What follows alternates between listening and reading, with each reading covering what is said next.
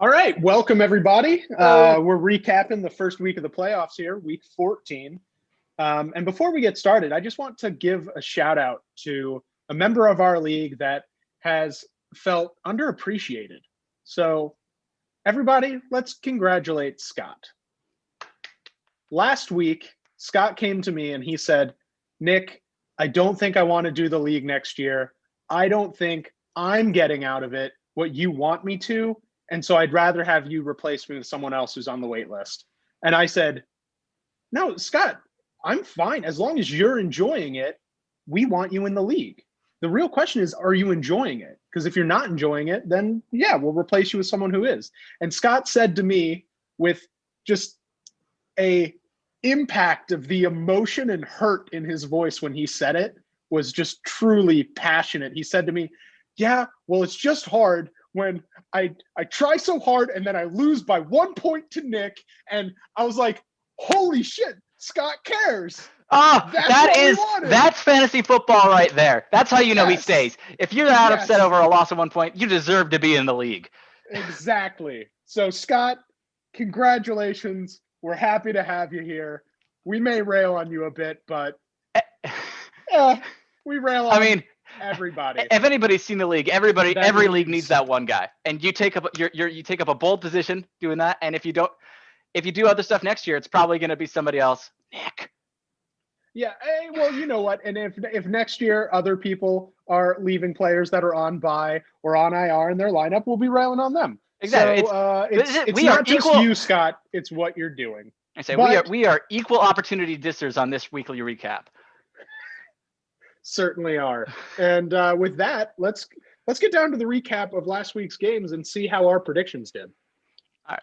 But before we get into specifics, I would just like to note one trend, and we're getting two of our predictions out of the way. We predicted Rich and Nick, the two guys with a bye week, would do excellently, and they did. They were the only two teams for the whole league that overscored their projections. Everybody else underproduced.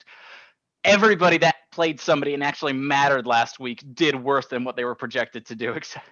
And then there's Scott and Rich just being like, yep, we're doing the best. Tragic.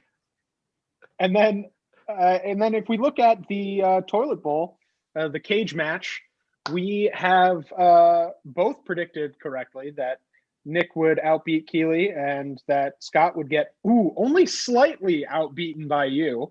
You must have been a little terrified there for a couple seconds. I was going into Monday night, I was nervous. I felt really good Sunday, like midday when all the games were starting. And then Sunday evening, I was like, oh, shit. Scott might beat me. Oh, no. Yeah. Why did I pick Mike Glennon? Lucky. No. There were a lot of points in that Monday night game to be had.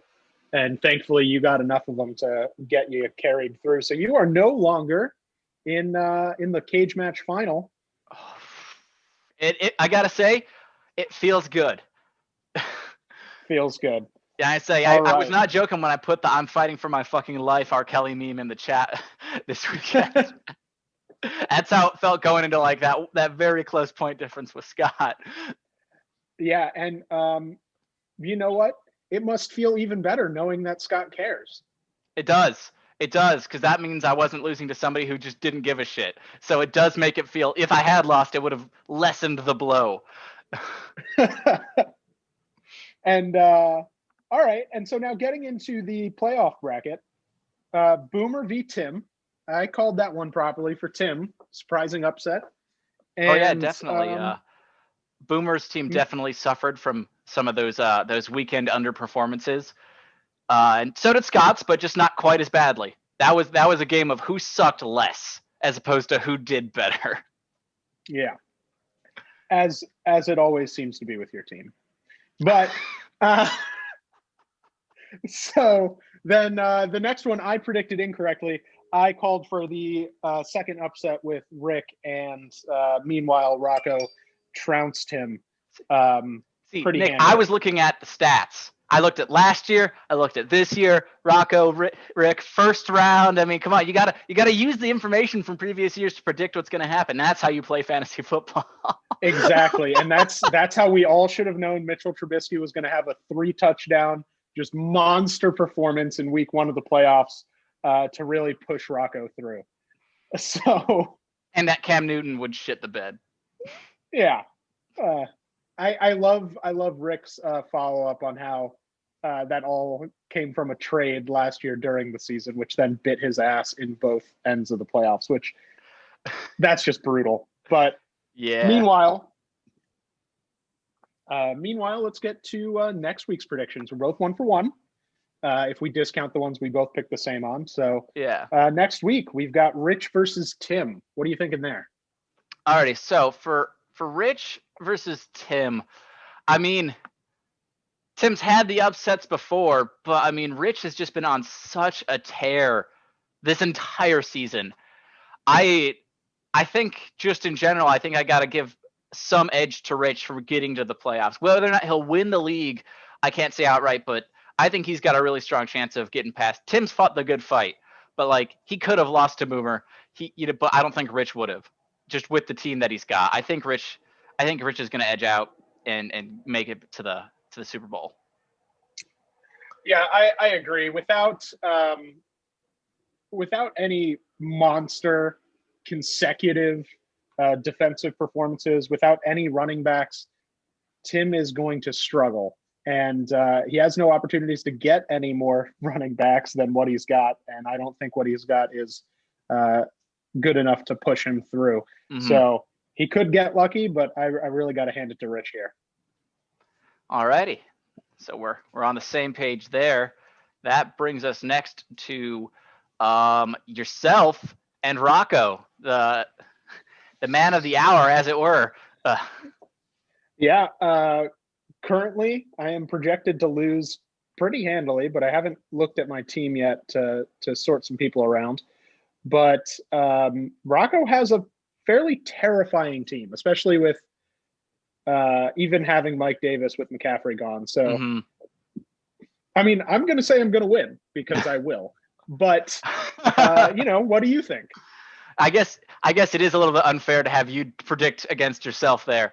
God, this one's tough. I mean, Rocco is really kind of in the back half of the season shot up to have a bit of a powerhouse team that can really swing with the best of them, but you've been so much better consistently. It's just a matter of, what exactly will go down. Oh, God. I think I like the underdog story, and, Rocco came into the playoffs as a bit of a black sheep. I think Rocco can do it. He's projected higher than you, but that doesn't really mean much right now. I just think he's got a strong enough team that can come through. I think Rocco can, and I'm gonna support that dream of his. I knew it the whole time.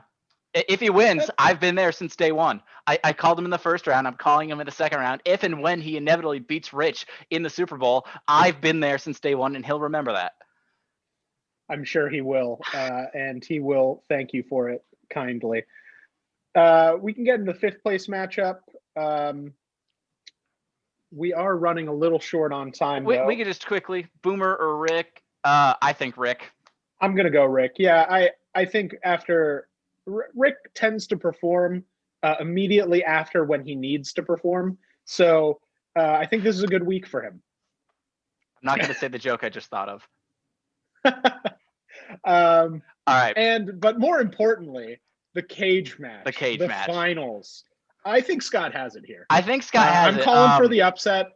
I'm calling for Scott. I say he and Keely are in similar positions of having people getting 0 points on their squad, although for somewhat different reasons. Keely just doesn't have the bench to field anybody like as a second quarterback, versus just leaving somebody who's on a COVID thing. But she's just had such a unlucky year that I think Scott's just got the better chance of stronger players with more people filling out positions to actually just survive.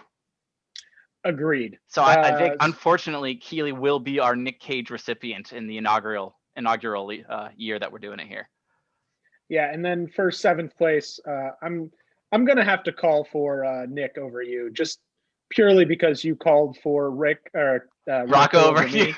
So That's I'm calling fair. for. That's fair. Yeah. So you called for one Petrillo brother over me, and I'm calling for the other over you. We'll see how the Petrillos turn out in week 15. But that's the recap for this week. Have a great one, guys. Good luck. Hopefully by next time we'll have a name for the Super Bowl. Yeah, hopefully. We're still trying to All- figure it out. It's got to be Keanu related. It's a rough pun time, but let us know if you have any suggestions. Alrighty. But until then, everybody, signing off.